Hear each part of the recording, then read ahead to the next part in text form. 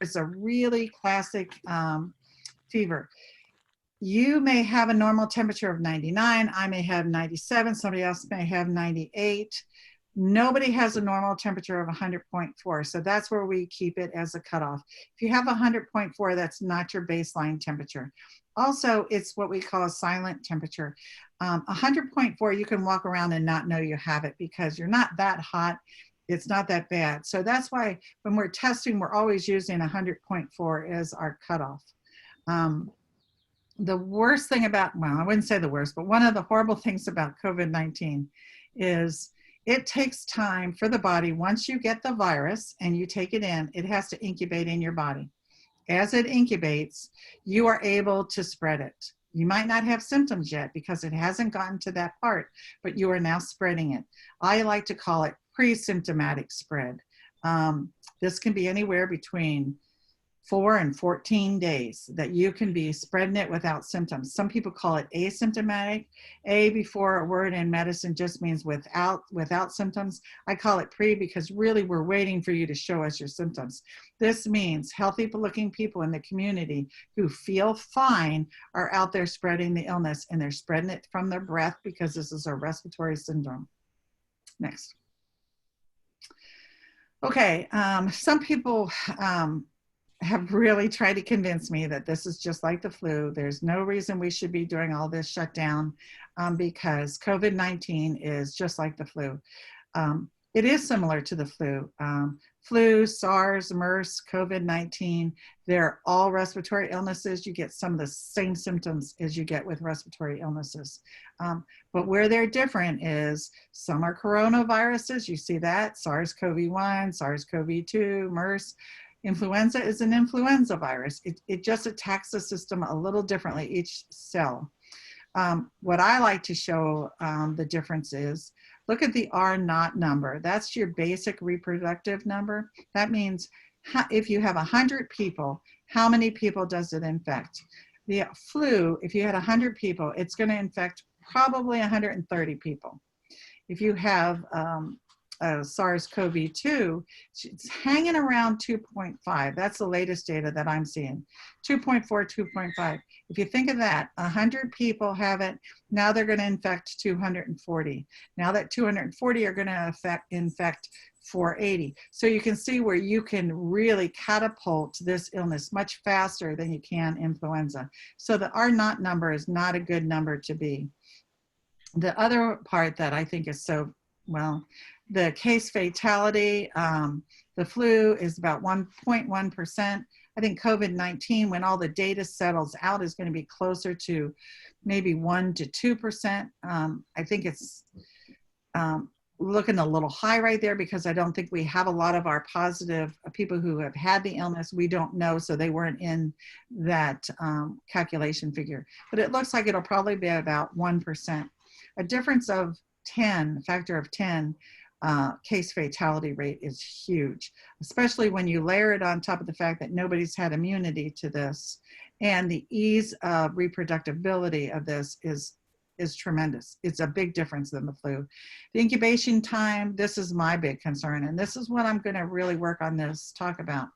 Incubation for the flu, usually the average is 2 days. You get the flu, well, let me say, you get presented with the virus, the influenza virus.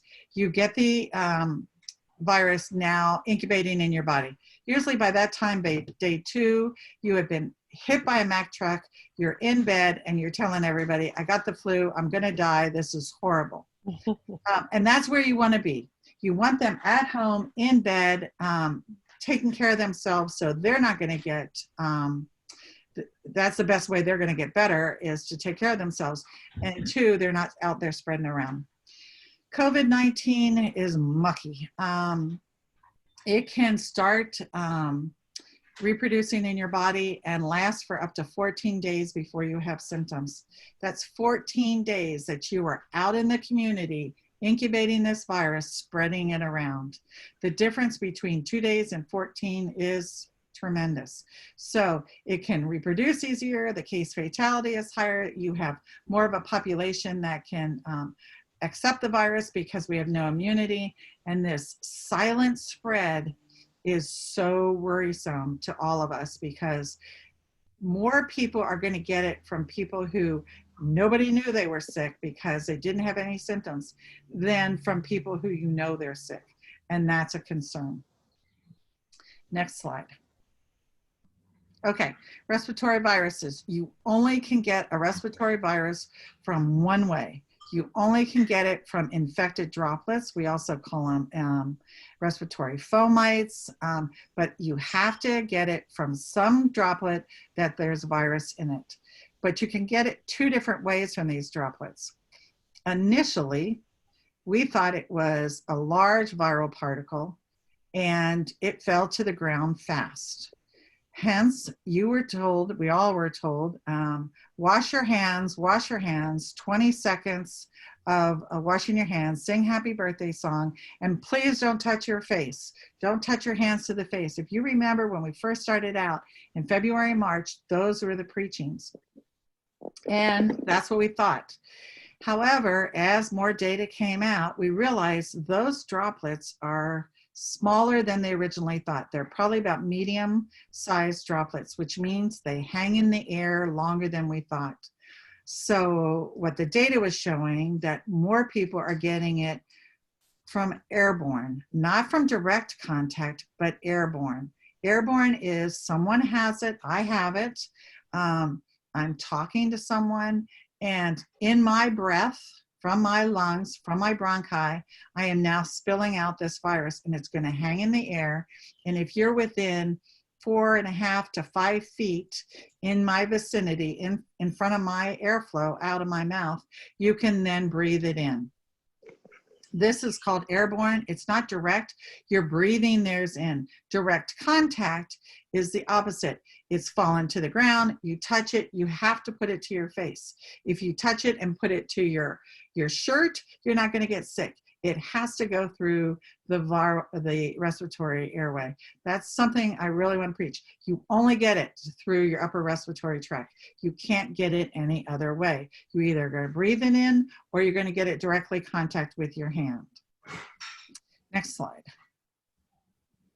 Okay, coughing and yelling. There are so many reasons I'm concerned about what's going on with all the protests and that. To have two very severe issues going on at the same time is really rough. When I was watching some of it and watching people yelling because they want to be heard, it's such an important topic. Yelling is going to spread it even further. If I'm talking, those particles go about 4.5 feet. If I'm coughing, they can go over 20 feet. If I'm yelling, they can go up to 15 feet. So you can see that the more I put pressure when I'm bringing voice out of my vocal cords, the more it's going to spread. So this is a concern. Next slide. Okay, we'll go over this fast. A cough. Usually 3,000 droplets at about 50 miles per hour. You can't get out of that fast enough. I mean, if somebody's coughing, I can't move fast enough. A sneeze is about 200 miles per hour. You can't get out of that. There's nothing better than tissues. If you have a place of business, put tissues all around. So if somebody has the urge, grab a tissue. You want to block that exposure. If you're going into somebody's home, if you're doing the piano, take tissues with you. Take something with you that if you're going to sneeze or they're going to cough or that, it's available. As soon as you do it, find a trash can, throw it away. Thank you. And then put hand sanitizer on. You really want to try to block that cough or sneeze. A breath, a single breath releases between 50 and 5,000 droplets.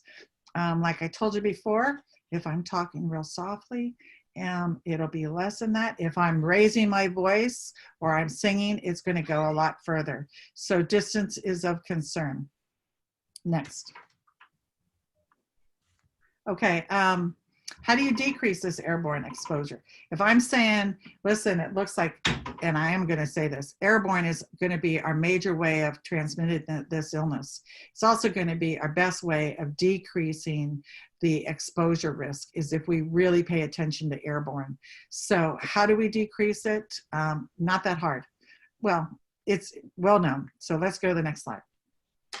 So the first thing you do, everybody who's sick needs to stay at home. That's got to be a key. It's not just those who are diagnosed positive, anybody who has symptoms, cough, congestion, sneezing, fever, aches and pains, new loss of taste or smell. Loss of taste or smell looks like it's going to be something we can hang our hat on and be pretty specific for COVID-19. Also, I think you're going to be hearing that a symptom of some vasculature problems on the feet, on the toes, maybe spots turning deep red, a purplish red or blue. We may be seeing that coming up as one of the hallmarks of this disease. Also, the second thing, cover your cough or sneeze with a tissue. That's just mandatory. If you do have a cough or a sneeze, please stay at home. We need you getting better, and we need not to be infecting the rest of the people. So when I'm talking to your place of business or your home that you're going into, I really want to go to the left of that line. I'm hoping the other people are taking care of themselves, and we've got that under control. So what you've been hearing from the CDC is wear a face mask. Does a face mask work? Absolutely. It usually works for you for decreasing your transmission to someone else. It blocks that spray of your breath. We keep saying, wear a mask. I wear a mask for you, you wear a mask for me. The chamber even is smarter. Their masks have a little pocket in them where you can put a HEPA filter in. So that's going to help transmission into you. So the masks that you'll get in your kit are double duty. It'll help in and out. So, and that's the best thing. Social distancing, the CDC says 6 feet, not a magic number. The particle size usually land around 4.5 feet. They feel 6 feet is keeping you on the safe zone. That's for normal talking. That's not for yelling. That's not for screaming. That's not for laughing or singing. That is for normal speech. If you have to be within the 6 feet, I'm saying wear a mask. If you have to be within 6 feet, wear a mask. If I'm walking past Joanne's house, you know, and I can be outside of 6 feet and we can be talking to each other, then we're fine if we don't have a mask, because normal particles should fall sooner than that. Those are CDC guidelines, and they're good ones. I think these are, and I'm going to be honest, I'm going to add some of what I think are really important, and I'm going to show you some data to back them up. But I think limit your time of exposure and consider airflow will really help you out to even decrease your risk of exposure even more. We can flip to the next one. Okay, this is just a quick and dirty diagram. Exhalation, your breath, 4.5 feet, it drops. That's, we expect everybody to stay at 6 feet. That's if you're not masked. I'm gonna tell you, if you're greater than 6 feet and you're close enough to somebody, like say you're 6 feet, put a mask on, because if they cough or sneeze, look how far those particles go. A cough is just amazing how far it goes. A sneeze can be even further. So greater than 20 feet. I can't talk to somebody greater than 20 feet because I wouldn't be able to hear them. So you can get inside that range if we're wearing a face mask. Next. Okay, face masks, let's talk about them. Let's get used to them. What's the best face mask you should wear? The one that you wear. If you have a great perfect face mask that'll cover everything, but it doesn't fit, you don't like it, it makes you itch, you put it down, you're not going to wear it. The one that you wear is the one you want. So really get one that's comfortable. If the first one you tried doesn't work, my first one, it pulled my ear, I looked like Dumbo. You don't want that. You want to have one that's comfortable on your face. So go for, if the first one doesn't work, try again, because I don't think this is going away. This isn't, you know, in July 4th, we're done with face masks. I don't think that's where our data is showing us we're going. So get some that work for us. The lower right-hand corner, you see the one with it's plastic over her smile. That's so important to so many people on our island that are hard of hearing. If they can see your mouth and they can read your lips, it's so much easier. Another one, also, I've been told by the merchants in that they like to have people see their smile. It's very warm when they come in and you're talking to them. So think about that too. If you're in the business, go with something that maybe they can see your face. The top left is called a face shield. I like it for many reasons. One, I have allergies, and keeping my hands away from my face. Right now I'm sitting on them, so I can't put them on my face. But if I was going my hand in my face, if I got a face shield, clunk, I feel it. I'm not going to be itching my eyes. I'm not going to be going anywhere near it. So I can't bring anybody else's viral particles to my face or take my viral particles if I happen to be a pre-symptomatic spreader and put it to somebody else. What you do need to know when you're working with a face shield is if you should be in front of them and not shoulder to shoulder, because as you can see, there's a lot of airflow on the side of that comes out. Just be aware of where you're at when you're working with somebody with a face shield. Next slide.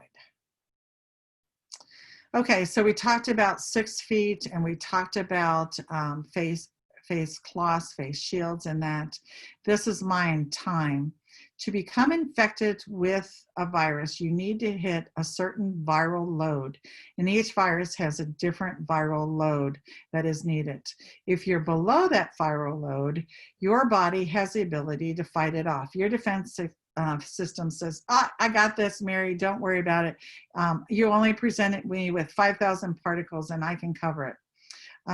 Right now, the thought is maybe 50,000 viral particles is what can infect for COVID-19. I'm going to tell you, that's pretty, I don't know if that number is going to stand, but we do know that there is a set number.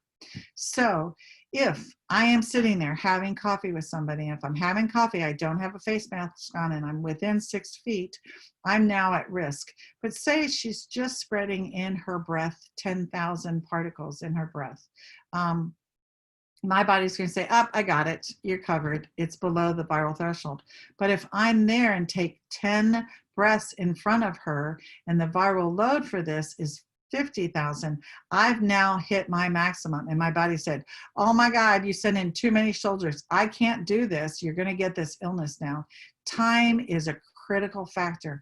And I think people should understand that if you're passing somebody on the street and say, hey, hi, I haven't seen you for a while, that's not going to get you as sick as if you stand in front of them for 20 minutes talking about the weather. That time needs to be factored in to the viral load, because that virus she's presenting to you, per how many times you're breathing that in, gives you a successful infection. So think about that. If you're at a place that, say you're a restaurant and they're coming up to the counter to place an order, if you can get their your menu to them, maybe in the window or something that they can see it and make their decision before they come up to place their order, that's going to be so much better, because they're not saying, what kind of bagels do you have today?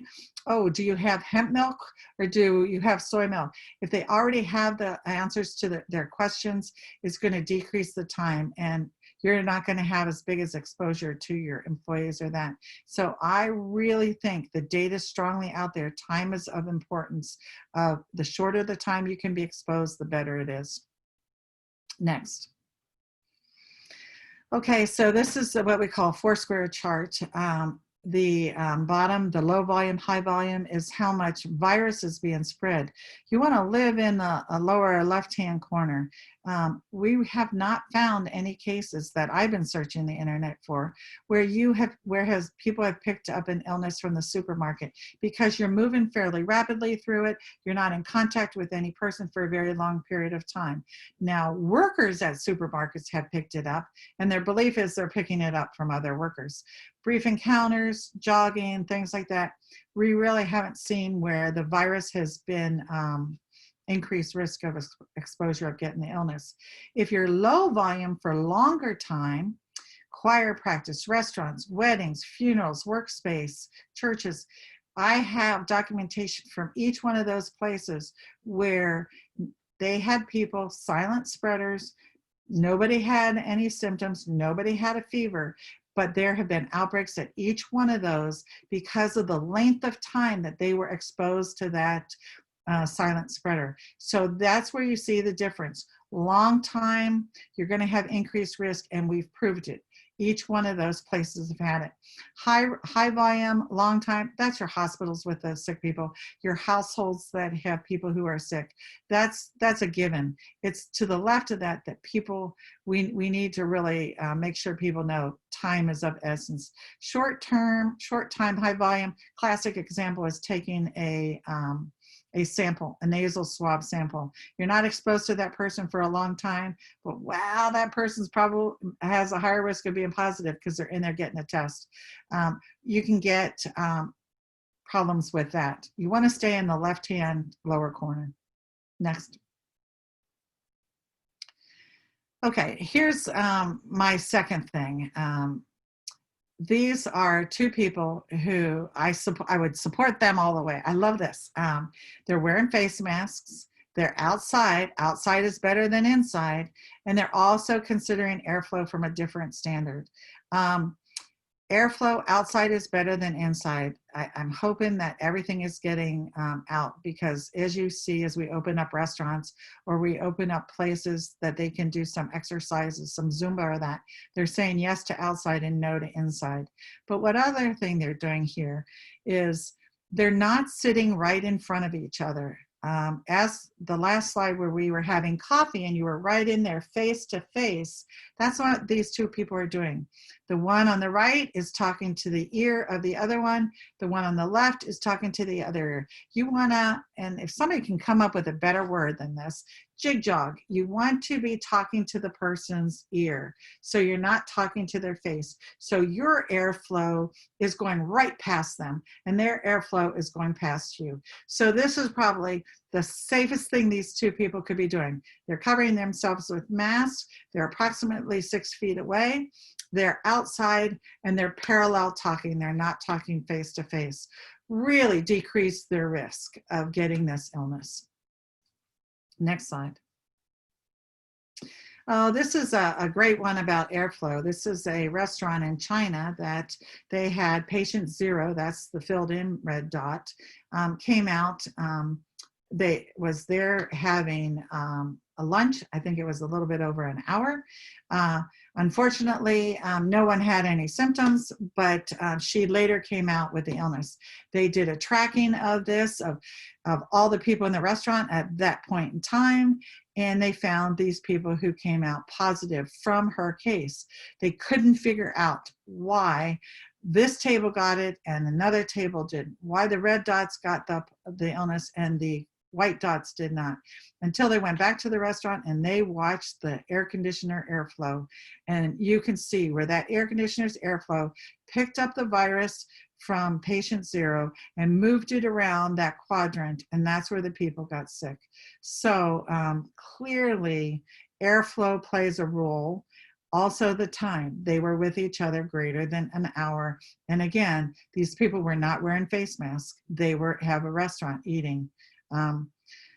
My belief, and this is my belief, but the data is kind of showing it out, that when you go to a restaurant to go out to eat, know who you're sitting with, because the number one person who's going to get you sick at a restaurant are the people who are at the restaurant eating with you, really not the workers, because they're a short period of time in and out of your path, your airflow. The other people are there for a longer period of time. Next. Okay, so we talked about airborne. So you can get droplets through airborne, and that is where I think you're going to see the CDC push really hard of let's decrease the airborne. They're not saying no to decrease, no to stop doing direct transfer risk evaders, but we need to think that if you're going to put your money where the biggest risk is, put it to the airborne. Direct transfer, you have to directly pick it up from something and put it to your nose, your eyes, or your mouth. Then you have to bring it in, and it has to be in the viral load concentration that's going to get you sick. Next slide. So It's a two-way street. I can take it from my face, put it on a rail. Somebody else can put their hand on the rail, take it to their face, and that's how it's transferred from one to another. Now, it's a lot harder to make sure all those boxes are checked to get somebody else sick than if I was just talking to that person without 6 feet and without a face mask. That's a lot easier way to get it. Next. Okay, washing of the hands, really important. Washing of the hands, I can't tell you, that's your biggest key is for direct transfer, keeping your hands away from your face, but keep your, frequently washed hands. I think most of the people are getting it now that sanitizers are good, not equal to soap and water. Wash your hands with soap and water if you have the availability. If you don't use sanitizer, I don't think you can wash your hands too much in this pandemic or use sanitizer too much. We just need to keep using it and make sure hand sanitizer, it's got to dry on your hand. Use enough to get everything wet. Make sure it gets in your webs. Make sure it gets your thumbs. Make sure it gets your wrist. Same thing when you're washing your hands. Next slide. Okay, when we're considering direct transfer, my hand had to take the viral load to something. It's probably going to be a highly touchable surface, so that's what we want to clean frequently. Doorknobs, handrails, bathroom faucets, bathroom doorknobs, car handles, credit card terminals, anything you think that hands go through on a regular basis, that's what we need to keep cleaning, because each one, when one person puts their hand there and the next person puts their hand there, the second person can take anything that the other person put on there. But remember, that hand has to go to somebody's mouth and face. So if you keep your hands away from your mouth and face, you're going to be okay. If you touch your shirt, not a problem. You have to get it through your eyes, nose, or mouth. Next slide. This is one I think the data needs to get better on, and they're working on it, and I'll keep an eye out. How long does the virus last on plastic, paper, or doorknobs? I'm going to tell you, the start of this illness, I was a lot more careful than I am now. Paper, right now they're saying a day. I think it's going to be less. Plastic, they're saying 3. I think it's going to be less than 2. Faucets, I think that's going to hold us about 2 days also. We don't know about fabrics yet. It's being studied, but it looks pretty good that fabrics are going to be a minimal risk. Next slide. Okay, so guidance for your workers, for your customers, for you, your family, or any social contact. I think significantly we should be screening, talking to people, your workers, your customers, or Joanne, if you're going into someone's house to discuss something with either Elsport Engineering or with Roe, make sure the house you're going into is symptom-free. When I mean symptom-free is they don't have a fever, cough, shortness of breath, fatigue, muscle aches and pains, new loss, taste or smell, chills or rigor.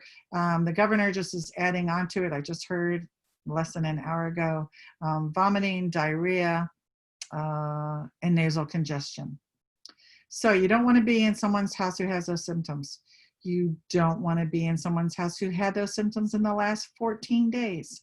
You don't want to be in close contact with anyone who has been in contact with anyone who now has symptoms or had those symptoms for 14 days.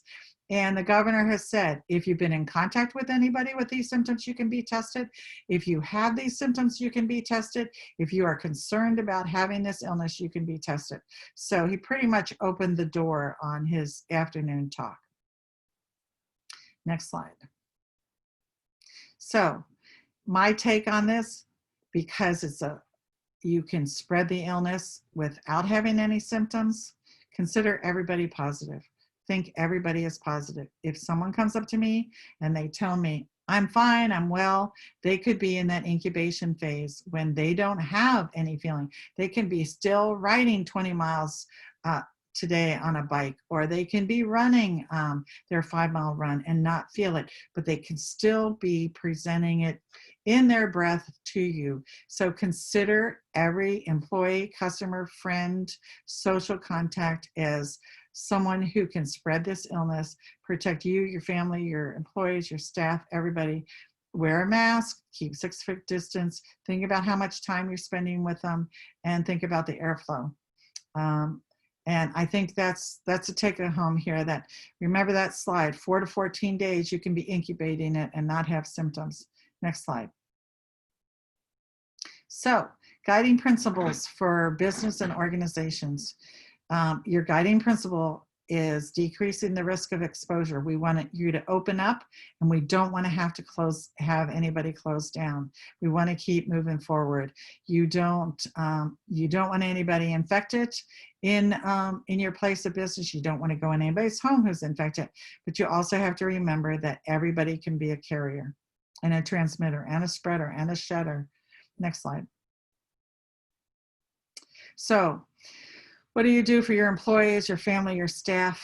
Figure out your rules. What do you feel comfortable with? Is anybody who comes in your house has to wear a mask? Everybody wears a mask at work. Be clear, make no exceptions. Make it a habit. We make it a habit at our house where we, before we go out, do you have your mask and have you gone to the bathroom? And I have my hand sanitizer and my box of tissues. Talk to your employees, talk to your contractors. It's not a bad idea. I'm a supporter of temperature checks because you can catch things early on. That 100.4 temperature is the silent one. You can help somebody out if they have a temperature, get them home, get them recuperating maybe a little earlier, and hopefully they'll have less of an illness. Wash your hands frequently if you can. If you're going into someone's home, ask to wash your hands when you go in. It's only going to tell them that you're really taking it seriously, and you want to make sure that you're not bringing something into their place of where they live. I'm a firm believer in power through education.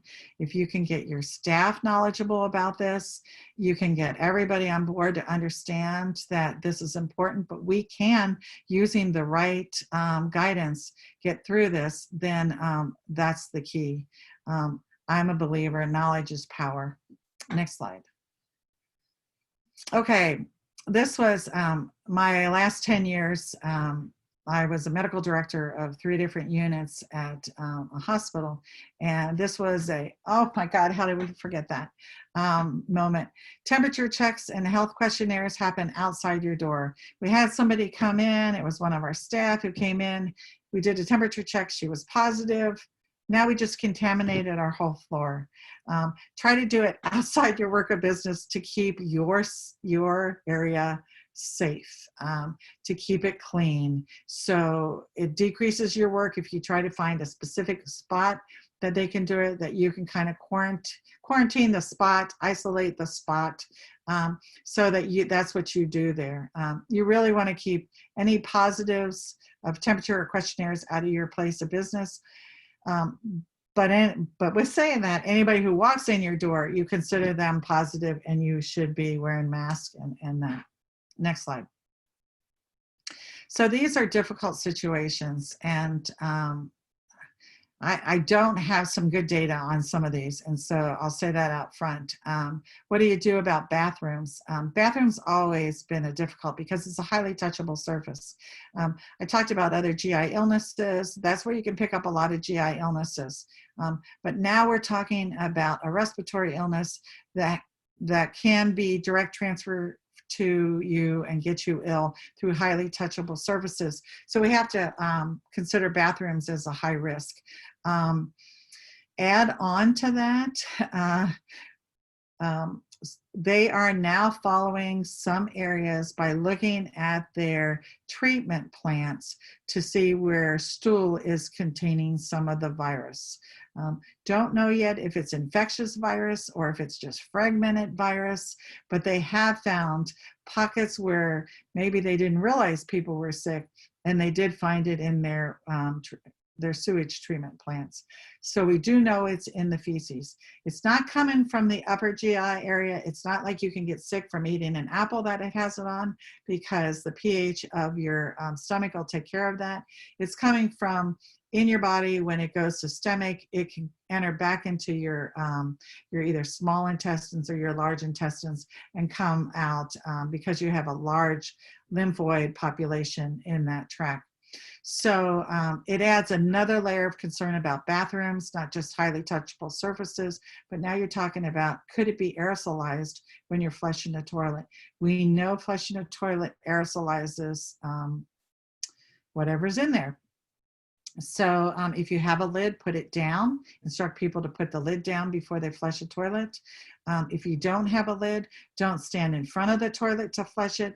Go to the side to try to help yourself out so you don't get that aerosolized particle. Also, I grew up with two parents who smoked. So as kids, we learned early on how not to take a breath. And so if you're doing that, just hold your breath, flush it, and then go to wash your hands. The best thing to do with bathrooms is put towels outside, paper towels outside a bathroom and a trash can. Take a paper towel, open up the bathroom door because it's probably contaminated, go into the bathroom, throw that paper towel away, do whatever business you need to do, then go wash your hands, wash them well, don't turn off the faucet, pick up a paper towel, dry your hands, turn off the faucet with a paper towel, use that paper towel to walk out of the bathroom because that doorknob is horribly contaminated, walk out of the bathroom, throw it in the trash can outside the bathroom. We did this on all my floors. You put a trash can outside the door, inside the door, and paper towels, and you can keep people well. You use a barrier between your hand and a contaminated surface. Think of it, you're washing your hands, you've just washed your hands really clean, and now you're gonna go touch that faucet where you had dirty hands, turning on that faucet. Now you're gonna turn off that faucet, you now have dirty hands. So think of it, leave the faucet on. I live with a zero waste fashion person. It's really hard to say leave the faucet on, but leave it on until you get that paper towel, you've dried your hands, use that paper towel to turn off the faucet and then to open up the bathroom door and then pitch it. You can tell I've given that paper towel lecture a lot. It works, trust me. We did it throughout the whole hospital then. Next slide. What do you do about children? My heart is breaking. Like I said, I'm a pediatrician, immunology. I worked with kids. Kawasaki's is an illness the kids are getting, and the Kawasaki similar inflammatory process. It's a horrible, horrible disease. We don't have a good treatment for it. I don't think we're going to have one because we've been working on it for decades. This is something that we thought kids were going to sail through this fine. This is not going to be sailed through fine. And so we have to watch our children. So first thing, if your child does not have to be exposed to people, don't have them exposed. Don't put them at risk of this illness. The other thing is if they are coming with you, they need to wear a mask. They really do. I know kids don't like it. Let's make them fun. Think of some way to make it fun for them and let them have a mask and wear it. They shouldn't be touching things because you don't want them touching surfaces and then wiping their eyes. Kids, especially toddlers, their job is to get every viral illness there is on this planet because so when they're adults, they have immunity to it. This is one of them I don't want them to get because Kawasaki's is horrible. So children are a special case, and we are going to do a special presentation just for camps and daycare centers and things like that. Your dogs, I wish I had more data on dogs. It has been found in dog saliva. Again, it's like the feces one. We don't know if it's fragmented, if it's infectious or what. So we have to go err on the side of safety. I would say if your dog's like mine and they refuse to wear face mask, leave them at home because they're going to be transferring their saliva over places and people are going to pick it up on their hand. And if you have allergies like me, it's going to go to the face and you could transmit it if the dogs are carrying it and if it is an infectious particle and not just a fragmented one. That data's out. We'll keep a close eye on that. Next. Okay, so how do you help your employees address customers that you've set the guidelines, your employees are on board with it, everybody understands, and you get somebody coming up to you and they're saying, I am totally fine, I don't have it. In fact, I think this is a hoax, so I'm not wearing a face mask and you can't make me do it. The truth of the matter is you can. The second thing is be comfortable with your response. This is something, have that response in the can. You know it, you're comfortable saying it, get your employees comfortable saying it. It's who you are. For me, if someone came up, it would be really easy. I wear a face mask for my family, my friends, and you, and we're requiring that all our patrons also wear a face mask. If they say no, then this isn't an argument you want to have, because your goal is to keep your employees safe, your family safe, everybody. You want to keep your business open. Your goal is not to change somebody's mind, because one, it's not going to happen. And two, it's just better to help them understand this is the way you're running it. Offer them a face mask, say, and the chamber will have face masks that you can offer. Offer them a face mask. If they say no, keep the response towards you. Don't say you, say me. I am sorry we cannot serve you right now. These are ways I can. If I'm a restaurant, I can help you with takeout, or I can do this or that, or maybe we can do it online, or maybe we can do it over the phone. But right now, we can't serve you as you're walking out the door. You set the guidelines, you keep to it. Some people are going to be stronger than others. Some people are really going to want to try to push that button. It's up to you to make the decision of, yes, I'm going to stick to it, or no.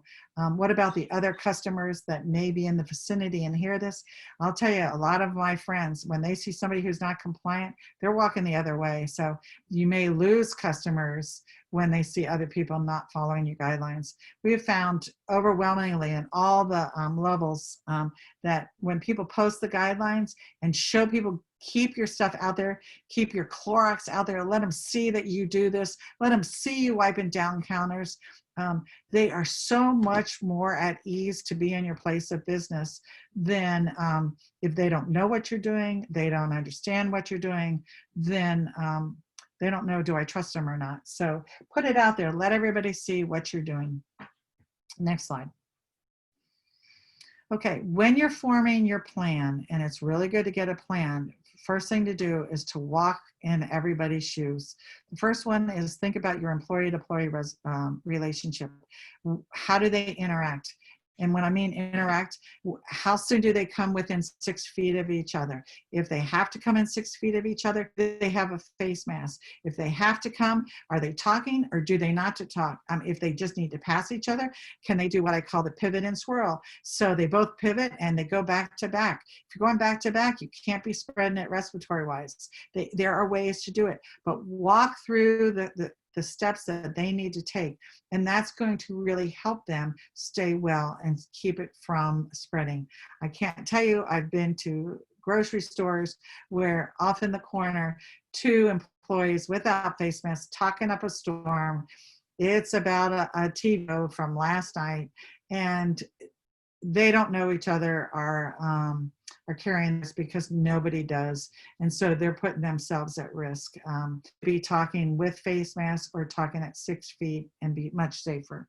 Also look at your employee to customer interaction. Can you decrease the time that you're talking to them? If you can't, can you decrease the direct face-to-face? If you can jig jog it, that's gonna help. If you can have a face mask on, that's gonna help. Watch your airflow. I think it's good to have windows open. Don't stand in front of them, because that's just going to take viral particles past you onto somebody else. Have turbulence in a room, but have it where you're not standing in front of it. Also think about customer to customer. I know that we all go to Firth Way for many reasons. One is to see what's going on in the neighborhood, on the island, and talk to people. That's really slowing down. We're not getting to talk to people as much because we're all following the guidelines and the safety precautions. But remember, there are ways that we can. I always talk and I think Joanne can verify it. I think my husband and I take the longest, shortest walks there is. We move 10 feet, we talk to another neighbor in their yard. We're at least 10 feet apart. We walk 10 more feet, we talk to another neighbor. So you can keep your social skills going and talking to people and that without causing an increased risk of exposure. So can your customers. Next. Oh, so Cheryl on? Nope. Yep, I can think about this one. Okay, good. So for this workshop, basically just to outline those different areas, we came up with this workshop or worksheet. It would have come in the confirmation email for this presentation, but also I'll be sending it out in a follow-up email. Just kind of ways to help think about those different areas. So we have the employee expectations, how you expect, if you have employees, how you expect them to interact with each other, how you expect your employees to interact with customers, how you anticipate customers would communicate with each other, how they'd interact, what guidelines you want to set up for them. And then a final section for any ways you might want to adapt your workplace or your work practices to accommodate these. So some of them are ways to really think about what you would expect of anyone working for you, or for Rachel, one of our chamber members shared with the in-home services group last week that I'll share with y'all again, a new form that she has implemented that she is sending to houses she goes into to basically check in, make sure that they're aware of all of the potential symptoms, that people are screening themselves for those, and sort of asking people to either be outside of the house or in a different space in the house while she's there, as well as keeping animals out of the space. So things like that. If this worksheet helps you think through those potential obstacles and plans, great. We're just including it as a tool to sort of break down those new elements.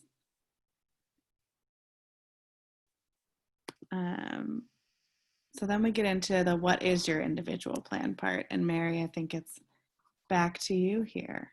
Okay. This is when, you know, we've had different groups, a lot of different groups. And when we're talking about people who are doing fitness and they want to do some outside, we go back to the basics. Okay, you're outside. Let's talk about 6-foot distances. Okay, we can make a circle around whatever size that you think you need to get that exercise done. And then you do 6 feet apart and start the next circle. So you make it that they can stay 6 feet apart, but then also, are there better ways to, or can we layer onto it? Don't stand in regulation, kitty corner, you know, do a W as your circles instead of line them up in a straight line, because we want the airflow to go by the side. If you're really doing something really, really intensive and you know you're going to be heavy breathing, then turn them away. One faces north, one faces south, so they have their back to them. It's a way when you're developing your plan, go back to everything we talked about of how to customize it to fit your needs. And this is when we have our big crowds, we get a lot of questions. Well, how do I do this? How do I do that? Which really is helpful, because then you may be asking a question that somebody else didn't even think of yet, and now they're getting the answer, and this is helpful. So this is when we really, I know we're down to 2 because Amy said she had to leave, but Joanne and Eric, if you have specific needs, we can help think it through with you. We can, if you can't think of one now, send a question in to the group later and we'll work it out. Our goal is that you open safely and you get to stay open. Not that, I mean, we don't want anybody passing on the illness, but we also want to see this as a success many different ways. Part of the success is the kit that you're going to be getting from the chamber. In this kit are some of the things we talked about. Masks, and they're going to be the double duty mask where it's going to have a place for the HEPA filter. Some hand sanitizers. And I should jump back to the masks. They're going to be for your group, for your staff, to offer clients or patrons that didn't bring theirs. Really, it's there to help you out. Hand sanitizer, three things you should put every place you can think of: tissues, trash can, and hand sanitizer. Just keep putting them in little different pockets in your place of business. Signage, you're going to get some signs that you can download in that. It's a way of saying Vashon is concerned about this, and we're here to help. You're going to get some social distance floor markers. You're going to get a really cool online PDF seal that you can do, and also it's Vashon's commitment to safety placard. The one-offs are if you have special needs. Thermometers. I'm a big believer in the thermometer. You heard that. I also like the ones that are touchless. I think those are your best ones. If you have a need, talk to Sarah, because they're looking into trying to maybe seeing if we could get them in batch, cheaper, things like that. Same with face shields. If you're seeing that there might be a need for face shields, talk to Sarah about that. Sneeze shields. Sneeze shields are the big plexiglass pieces like you get at Thriftway, or I think the pharmacy has some up, and it's really, those things are really quite good. I know Makerspace is offering to help their services in making them. It's now down to just the cost of the supplies, but that's available. If you see when you're making your plan, a sneeze shield right here when people have to pay for something may be the best way to go. So those are all communications have with Sarah. And the next, I think, are some pictures of the signage, isn't it? Yep. Yeah. Nice, clean, modern, clear. Hopefully everybody can see them, but these are what the signage look like. Wear a mask, social distancing, wash your hands, stay home, and 6 feet apart. It's for everybody. All those fit with everybody, but 6 feet always doesn't happen. You can't do 6 feet all the time. That's when you go back, okay, let's wear a mask, not stand face to face, jig jog it, try to keep that time being spent talking to that person as short as possible. Next slide. Okay. So the same confirmation email, but again, in the follow-up email, you'll get a link to request different kit items you're interested in, and communicate if you have any interest in some of the one-off items. We'll be doing a pickup time this Saturday from noon to 5 at Nashi North to give people plenty of space. That information will also be in the email. If you have any questions, you can respond to me or email Cheryl through board president at Vashon Chamber.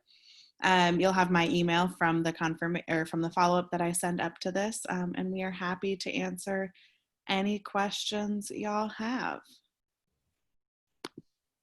And I don't have any questions. I just wanted to thank Mary because I thought it was very educational. It kind of wrapped up a lot of the information I've been hearing little bits and pieces of on various media. So I appreciated that. Great. That was the goal, is we've gotten so much information and how to get it to, this is what's really important to figure out how to keep us safe, how to decrease our risk of exposure. Yeah. I really want to thank you guys. I have a big concern. We don't have a lot of public restrooms. We have a lot of honey buckets. yes. I know it's a big concern on this island. We're talking about that. Can we put sanitizer, somewhere around? Can the people who use it clean it after them? Or can we clean it before we need to use it? I've talked about, I was on the ferry. I had to go over to Seattle. We were on the first deck, and they opened up the employee bathroom. I had never known where it was before. And lo and behold, they're opening it up for everybody who's on that level, so you aren't going up and down the steps. And that's really good. However, because of where my car was, I watched 4 people go in and out of that bathroom. It was never cleaned in between time. I'm not really sure if everybody washed their hands. This is a concern, and we've got to be really careful as we bring more visitors to this island. we've got to think about restrooms and how to handle that and what the need is. And like I said, the data is not real strong. It's always a great place for bacteria to live. Now we know we've got to be worried about the viruses also. So I would say anybody who has to use them, carry tissues with you, carry hand sanitizer with you, and do much as you can of not keeping your hands clean when you're doing your job. Honey buckets, I don't know if they're any more dangerous than a public restroom. I think they're harder to clean, but still, maybe the honey buckets, we wash our hands better afterwards. It may be, we think, oh, that is not as clean, so we wash our hands, and maybe that would even be better.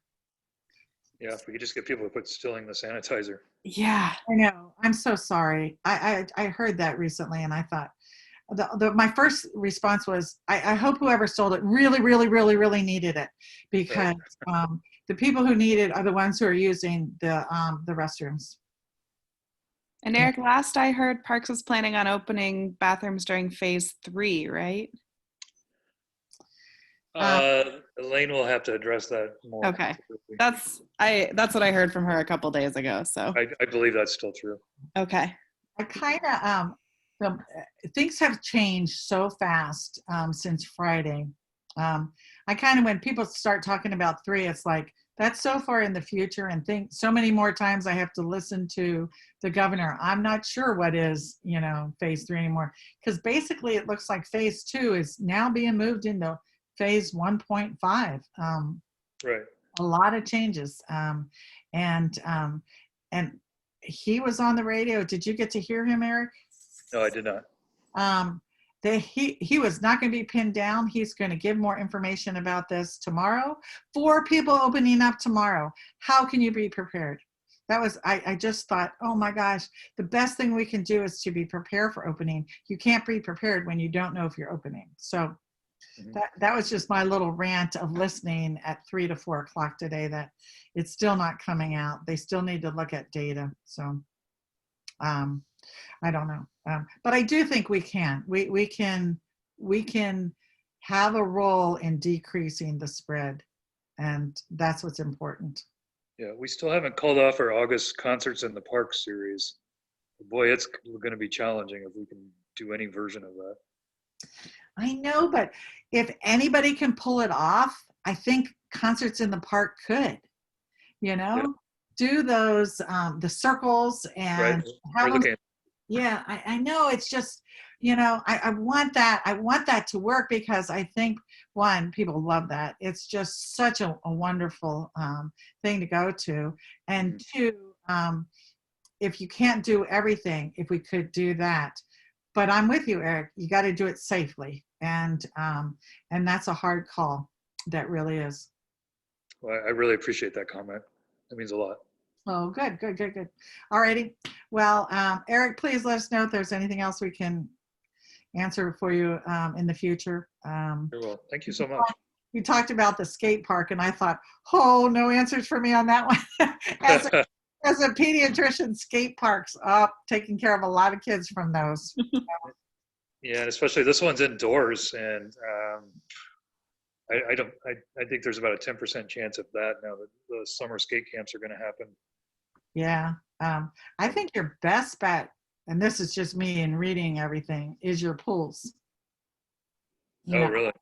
Yeah. It looks like the virus is not doing well in chlorinated water. They haven't seen any spread or any live virus from it.